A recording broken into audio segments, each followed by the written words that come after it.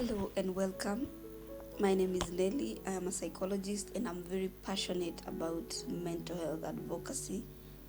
Uh, Today I want to do two things on this channel. I want to first welcome you, and then I want to, of course, talk about one of the topics in mental health that I feel needs attention in this point in time, according to my observation. So welcome to this channel, welcome to my space, welcome to my world. It's a safe space. It's an environment where there is no judgment, and it's an environment for growth, from one point to the other point. So you're most welcome to this environment. You're most welcome.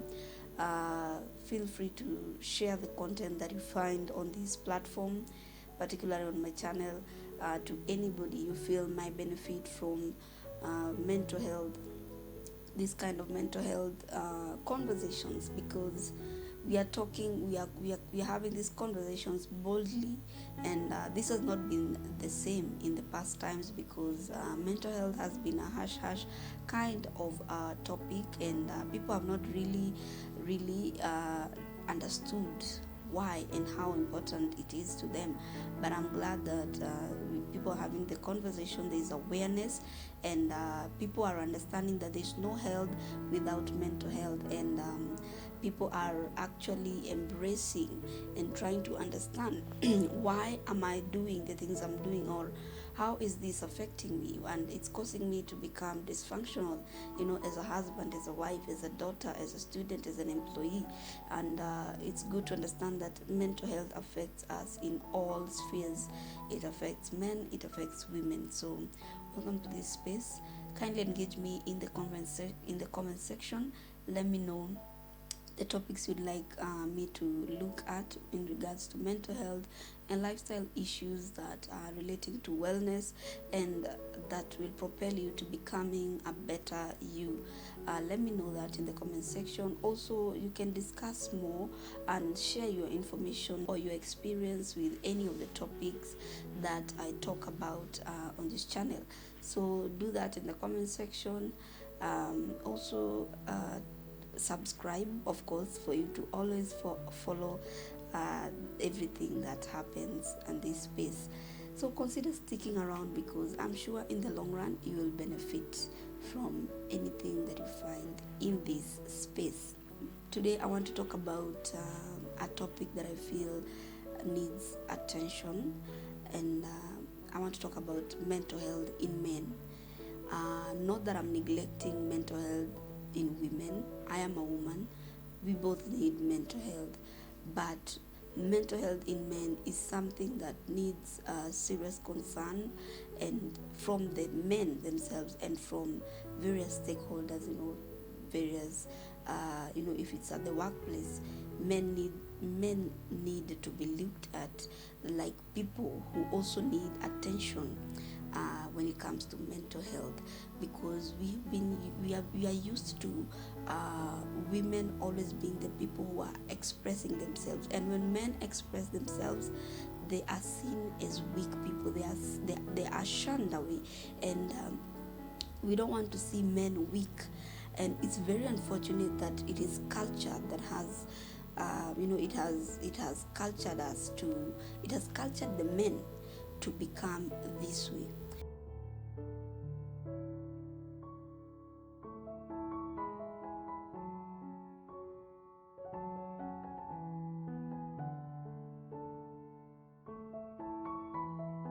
They used to be looked at as providers, just go and work. Yours is to go work and come back, and I want to encourage you, as you watch this, think about your father, your nephew, your son, your employer who's male, any male that is around you. Think about them as humans first. Before you think about what they can bring to the table, think about them as humans first. And I'm sure when we start being intentional with how we take care of people around us, not just men, even women, and we are able to give them a safe space, they can open up. And you can always encourage them. Once you know that somebody is going through a tough time, they have undergone through a breakup, they are undergoing through a certain transition in life, if you feel like you're not able to help them face that situation, it's always important to let them know that there are capable people out here. There are professional psychotherapists, psychologists, counselors that are able to help them navigate through these issues. And let me tell you one thing, healing is for the courageous. So if you're out there and you're thinking that I am a man, I cannot talk because I will be seen as a weak person, then that is the wrong way to think about this, because healing is for the courageous. And for me, I think manning up, the society tells you to man up, and they direct you to go work and go bring something to the table. But for me, according to how I look at this issue, manning up is being able to be there for yourself first, because you cannot be able to go and earn a living out there and become functional when you're not okay in your cognitive faculties. So let's look at why men in the past and up to now, because it has not really completely changed, we are still a work in progress. So why? We find that there are these gender stereotypes. Men are seen as these indestructible human beings. They are seen like, they can't crack. And it is unfortunate that they take this narrative within themselves and they let it settle in them that, they don't crack, they don't show anything. They can't allow anybody to go beyond what they can see. So what the culture has taught you, you internalize it and you become that. It's time to face that and say, I am an individual. I'm not going to go through this road of gender stereotypes. I am a human being first, and I need to take care of myself for me to see myself functional in all my circles of influence. The other thing I think why men have not been able to have their mental health in check is group mentality. You find that you have your friends and you are not able to open up because they are your friends, your friends. Okay, so you were like, sisi ni wanaume, we don't open up. We are men, we don't, you man up, stop talking about those issues. And I want to tell you, don't bow to these group stereotypes, like group mentality, that you can't talk about anything because you are a man. And then another thing I think why men are not able to get their mental health in check is ideals of masculinity. Men are told that they should not show any emotions. Don't show any emotions. Because you see, feelings are a way to keep ourselves in check. That's how it is. We all have feelings. It is what you do with those feelings that actually determines whether you are on the right track or you are in the wrong track. But feelings must be there. If you lose a loved one, you'll definitely feel sad. But here you are at a funeral, and all the ladies are coming to you. They're leaning to you on you, and they're like, and you're telling yourself, I'm the man. I can't show emotions. I can't express how I feel. And you see, these people will come and have a catharsis with you, and from you, because you'll be there for them. They'll cry and they'll do this, but what will you do? You'll go home with these locked up emotions. You lock them up. And I'll give you the analogy of trash. When you put trash for so long in your house, it starts to stink, and it's until you get that trash outside that you'll be able to have a fresh and a clean environment. So it's the same thing. You keep repressing these things from childhood. You are a small boy. You are bullied. You don't want to go home and cry. You repress that. You go through a tough primary school. You go through high school. You are bullied again. You are monolized, or whatever the term is. You're monolized. You don't want to tell anybody. You're beaten. All these things happen to you. Some are even sexually assaulted, and they don't tell anybody because I am a man. I can't talk. You go through that. So you've repressed your primary school experiences, you've repressed your high school experiences. You go to campus, you find women, you don't have a job, you don't have money, so you're struggling your way through the campus years. Then you finish campus, you start tamacking, you're lacking rent, you're lacking food, you're lacking all these things. You can't go to your mother because your mother knows that she raised a man, and you don't want to talk to your father because your father told you that men don't show any emotions, they don't show any weakness. So what do? You keep repressing these things, you go now into your marriage. You probably meet a girl, you break up, you meet another one, probably you break up, and all these are heartbreaks, but you've never dealt with any of these things because of what the society has cultured you to do, to repress them. Let me tell you, you are a human being. At some point, you start to dissociate, and this is when some of the issues, some of the mental health disorders in men start showing up.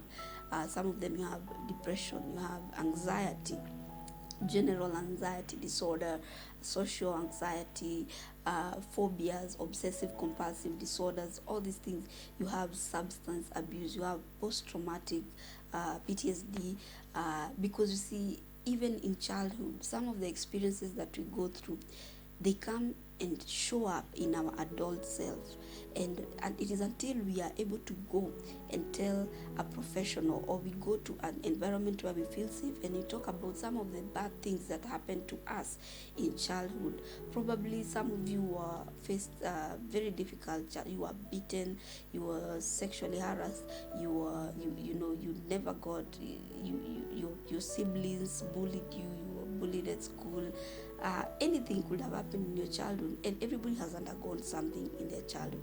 So these traumas, they come and they start coming out in your adulthood. So some of these mental health disorders, I want to clarify something in depression. Depression could also be caused by low testosterone, and you need to go to a medical doctor so that you can get your blood tested and find out whether it's low. But then you have men, some of these things like postpartum depression.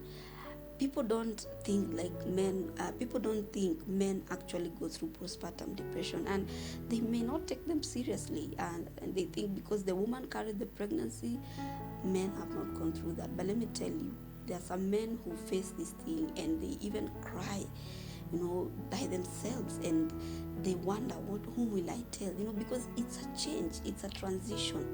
Transitions also bring so much of they overwhelm us. For women, we'll talk, we'll share with other women, even if they'll not really be a safe environment, but anyway, we'll have shared, and we'll have that catharsis, we'll have that relief. But the man will keep repressing these things, and they will build up. You've transitioned from a boy into a man. Probably you've not had the counseling and therapy that you need for that transition. You've gone through that transition from a boy to man, and then you go from another transition into fatherhood. Nobody has prepared you for that, and let me tell you, it brings changes into your life, whether you like it or not, but it brings changes. And if you're not prepared for those changes, they take a toll on you. So you go into fatherhood, then probably another transition, you go into joblessness and all these things. So transitions, they need attention. But men, you're not talking about these things that are happening to you. You're not talking about them, and these are the things that are affecting you. We also need to check out for the symptoms, because we are now realizing some people are accepting and talking about their mental health. Some men are accepting and they're talking about their mental health, but what about those who are not able to voice out? Check out for symptoms like irritability. Check out for symptoms like disconnecting. All of a sudden, this person is no longer talking, this person is no longer showing up for work, this person is no longer coming for your social gatherings. Check out and find out, follow up, find out what's happening, because now we have to take this initiative. We have to take this in our we have to take the initiative and follow up, because now some of the men who feel like they cannot talk, let's follow them, let's and once they perceive, because if you are a safe space, if you're a safe environment, somebody can perceive that you are a safe environment, and they'll be able to open up. Some of the other symptoms, of course, like something like insomnia, overeating, undereating, but of course men will very I'm not saying it's general, but most likely than not, they are aggressive. They start becoming irritable, their anger issues, you find substance abuse disorders. I mean, this person was not drinking, but all of a sudden they have started drinking, they have started having addictions, they have started gambling. They were not gambling, they were not smoking, but now they're smoking. Find out, is it a social thing, or is it what's happening in your life? And I want to encourage you to go deeper, because most men, when you ask them, are you okay, they say, I'm okay, I'm all right. But be this person, if you really care, go deeper. Are you sure? What's happening? Like, are you really okay? And once you silence things in yourself as the environment, you'll be able to perceive, you'll be able to discern this person is not okay. And if they even if they don't voice out the problem, the thing that is causing the problem at that time, if you decide to follow them up, you will eventually find out one or two things. Yeah, so of course, here you are, you've understood that you have a mental health condition. What do?